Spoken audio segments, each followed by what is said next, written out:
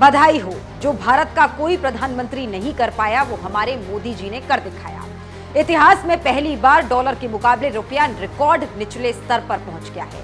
अमेरिकी डॉलर के मुकाबले 91.71 रुपए के सबसे निचले स्तर पर पहुंचा रुपया।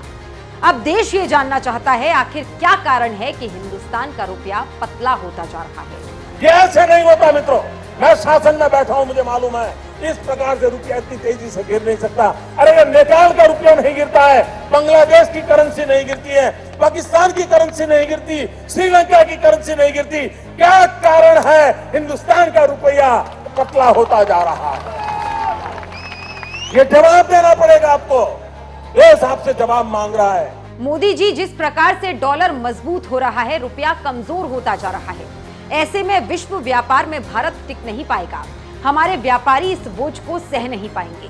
जिस प्रकार से डॉलर मजबूत होता जा रहा है, रुपया कमजोर होता जा रहा है, विश्व व्यापार में भारत टिक नहीं पाएगा। हमारे व्यापारी जो माल बाहर भेजते हैं, हमारे व्यापारी जो माल बाहर से लाते हैं, इस बोझ को सह नहीं पाएंगे। इवन भारत सरकार जो चीजें लाती है, भेजती है, उसको सहना मुश्किल है और दिल्ली की सरकार जवाब नहीं दे रही है।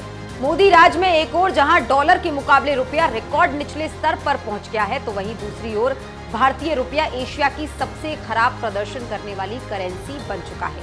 2014 से पहले मोदी जी खूब जुमलेबाजी करते थे, डींगे मारते थे। ऐसा लगता था कि इनसे बड़ा कोई अर्थशास्त्री है ही नहीं, दुनिया का सारा ज्ञान इन्हें ही है। और अब देखिए, डॉलर के मुकाबले रुपया रिकॉर्ड निचले स्तर पर पहुंच गया है, तो मोदी जी भीगी बिल्ली बने घूम रहे हैं। मुंह से रुपया और डॉलर निकलना बंद हो गया है।